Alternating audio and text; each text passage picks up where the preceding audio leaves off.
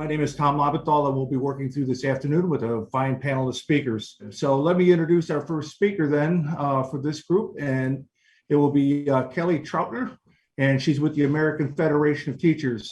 Kelly Trautner is a trade unionist who believes in communities are safest when frontline workers have a seat at the table where decisions are made, advocating for themselves and for the people that they serve.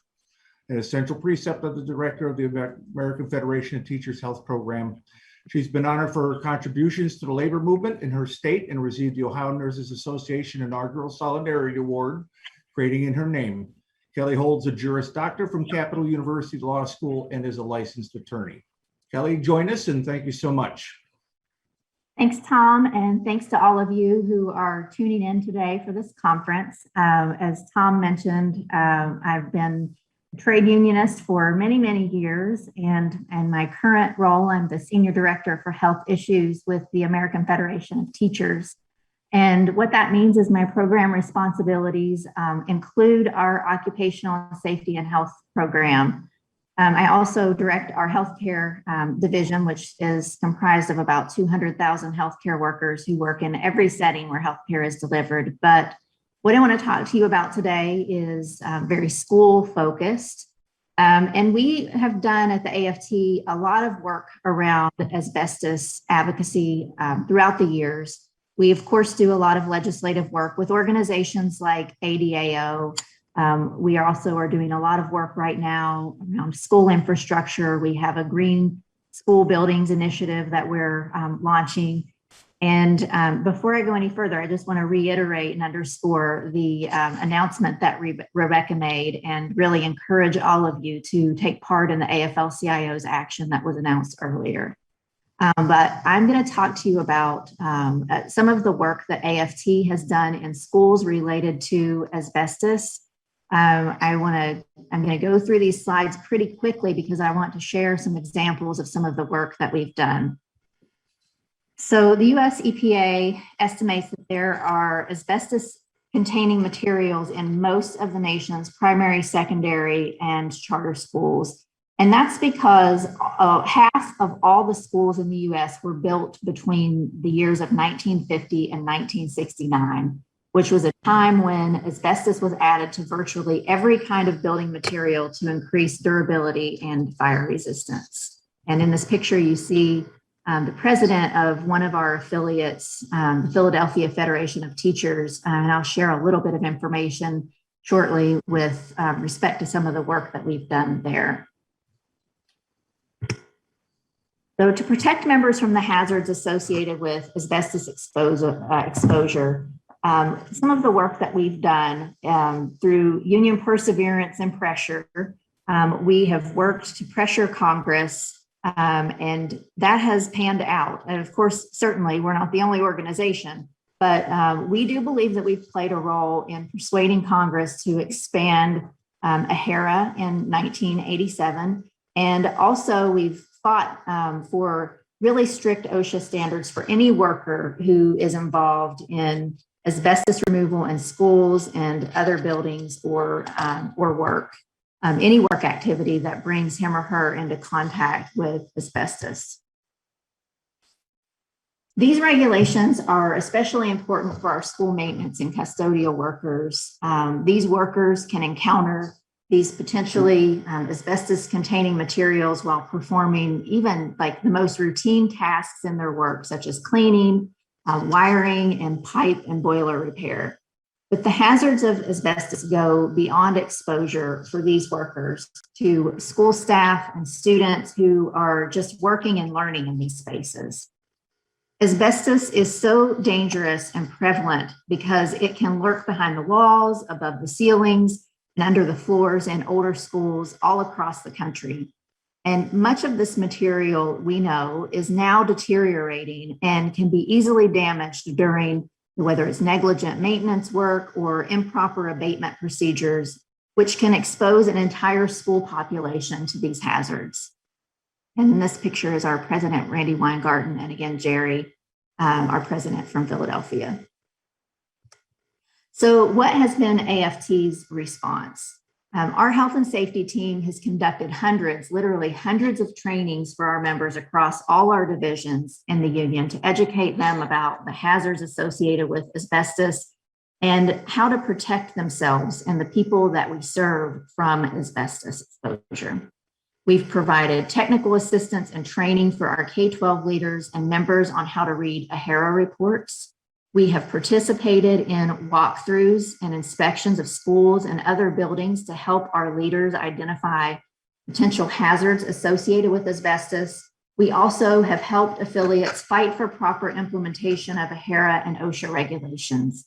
We've filed numerous OSHA complaints where employers have actually been cited for lacking the proper protections for our members. We've also testified before federal and state tribunals to secure legislation around asbestos protections. So now I want to go into a few examples of some of the work that we've done. So I want to take you back to 1993, and in August of that year, the School Construction Authority, or the SCA, and the Special Commissioner for Investigations sealed the offices of the New York City Board of Education's Environmental and Health and Safety Group, that was formerly known as the Asbestos Task Force, alleging that hundreds of reports were falsified and thousands of other documents were missing. So this internal probe eventually widened to include probes by the EPA, federal prosecutors, the FBI, and the Queens County District Attorney's Office. So the UFT, which is our affiliate in New York City, it's one of the largest union locals in the world, fought for and won a state law that will protect all of our members in the future. So if at some point they become ill and believe it to be a school asbestos-related illness, our members now have the right to file a lawsuit. Fast forwarding, this is an ongoing issue that we're working on currently in Nashua, New Hampshire. So in Nashua, the school district purchased a former school building. The plan was to move all their preschool programs to this building. And our health and safety team in our occupational safety and health program, we've been really working closely with the local leaders in Nashua, reviewing and analyzing the AHERA plan. And we've been working to train our leaders on what sorts of monitoring they may do. And we've also been working with them to make recommendations going forward. I'm sorry for going so fast. I have a lot of good stuff that I want to share with you. So this has been in Scranton, PA. This has been a really interesting scenario, and sometimes very frustrating and even heartbreaking. So the AFT has worked with our affiliate in Scranton, which is called the Scranton Teachers Union, quite extensively on addressing asbestos in their school buildings. And we have, just to share with you kind of a rundown of the things that we've done. We've worked with them to review the AHERA reports or AHERA requirements. We have demanded access to the reports and worked to analyze them. We've conducted leader trainings and member training, site inspections. We've demanded re-inspections with union participation. And eventually we've got the necessary action to remediate the problem areas with the building. In Scranton, this is an example of where school board leaders and administrators really lack the expertise to really know what to do, to know what sorts of experts they should rely upon, and what sorts of experts to really spend the public's money on in looking at these issues. But what we know now is that the evidence points to 3 school officials hiding the presence of dangerous asbestos from the teachers, the staff, the parents, and the students for years, literally years. Investigators, including our health and safety staff, and we actually pulled in some of the health and safety staff from UFT in New York City. We, through the investigations, uncovered asbestos in the classrooms, in restrooms, and a cafeteria. And we now know that school officials have known about this since at least 2016. So the PFT is suing the school district over its handling of asbestos, lead, and mold problems as well inside of its very aging school buildings. Now Philadelphia. So AFT President Arthur Steinberg, he's the statewide president in Pennsylvania, along with the Philadelphia local president, Jerry Jordan, and the director of environmental science for the PFT-HW, joined a very critical hearing on Pennsylvania's toxic schools crisis, which expands beyond asbestos, but for purposes today, we'll talk about asbestos. The hearing was called actually by a state representative and a state senator, and was a really, really important venue for advocating for the urgent resources we know that we need to ensure that our schools are free from environmental toxins. And this slide outlines some of the detail that we've been looking at there. So looking ahead, asbestos has largely become a forgotten issue in the US, present company excluded. But the last known systemic survey of asbestos in schools across the country was done over 40 years ago by the Environmental Protection Agency.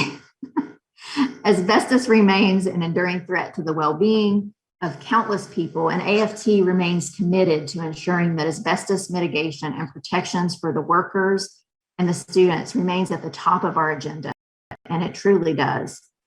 However, one of the challenges is that federal funding sources have dried up to support schools' efforts to reduce the risk of exposure to asbestos. So schools now have to pay for those renovations themselves, which is very problematic if you know anything about school budgets.